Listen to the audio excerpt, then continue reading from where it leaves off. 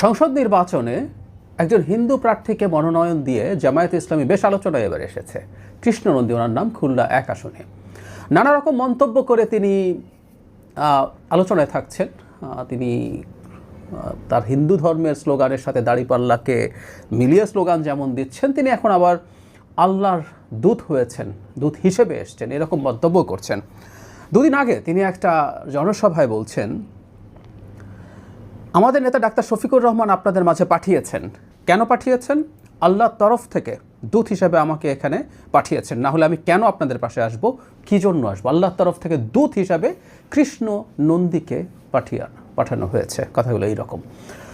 এসব বলা দূরে থাকুক, ন্যূনতম লজ্জা কিংবা আত্মসম্মান বোধ যদি থাকতো, কৃষ্ণ নন্দীরা জামায়াতের এমপি নমিনেশন নিতেন না। আমি আবারও বলছি, ন্যূনতম আত্মসম্মান বোধ যদি থাকতো, ন্যূনতম লজ্জা যদি থাকতো, তাহলে তারা জামায়াতের মনোনয়ন নিতেন না, আরও অনেককে দিলেও।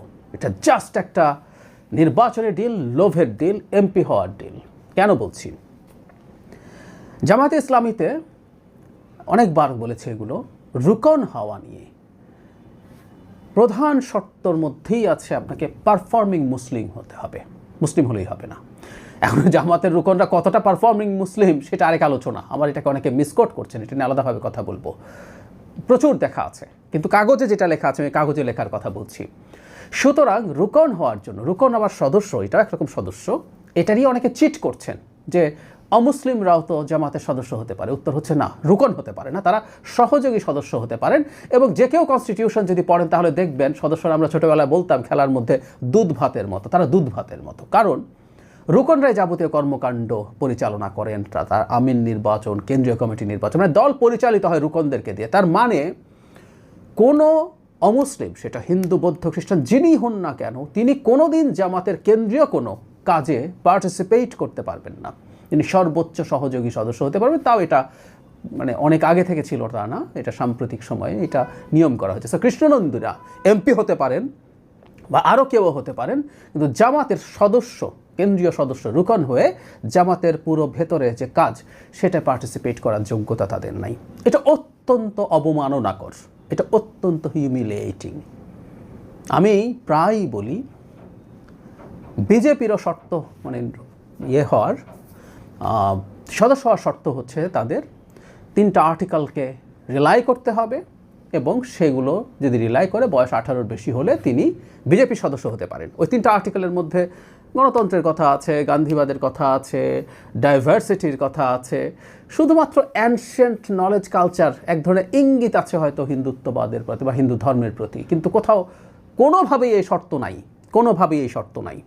বিজেপির সদস্যতা বটে, বিজেপির প্রেসিডেন্ট হওয়া টেকনিক্যালি সম্ভব, অন্তত কাগজে কলমে, হিন্দুর মানে মুসলিম বা অন্য কোনো ধর্মাবলম্বীদের ক্ষেত্রে। কিন্তু বিজেপির এই পরিস্থিতি, মানে তারা হিন্দুত্ববাদী রাজনীতি করে, কিন্তু তাদের কনস্টিটিউশন স্টিল ডেমোক্রেটিক।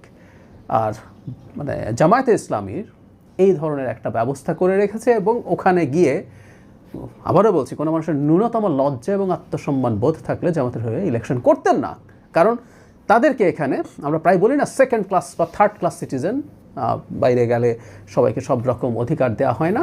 জামাতের কনস্টিটিউশন এই দলের অভ্যন্তরে সকল নাগরিককে, মুসলিম ছাড়া সকল নাগরিককে 2nd বা 3rd ক্লাস সিটিজেনের মতো করে রাখছে। অত্যন্ত বৈষম্যপূর্ণ। এবং এই প্রশ্ন আমাদের আসলে করা উচিত যে এই কনস্টিটিউশন কীভাবে রেখে একটা দল বাংলাদেশের রাজনীতি করতে পারে। এগুলো অসাংবিধানিক, সংবিধানের সাথে সাংঘর্ষিক। কৃষ্ণনন্দীরা বিরাট সাহস দেখে, বিরাট বুক ফুলিয়ে কথাবার্তা বলছেন যে এটা বিরাট ঘটনা ঘটে গেছে। স্পিচে তিনি বলছেন সারা দুনিয়া এদিকে তাকিয়ে আছে। সামান্যতম জ্ঞান থাকলে, সামান্যতম লজ্জা থাকলে বুঝতেন মানুষ হিসাবে তাকে জামাত আসলে কোথায় রেখেছে। এই লজ্জা নিয়ে অন্তত বুক ফুলিয়ে কথা বলা দূরে থাকুক, জামাতের হয়ে ইলেকশন করতে আসতেন না।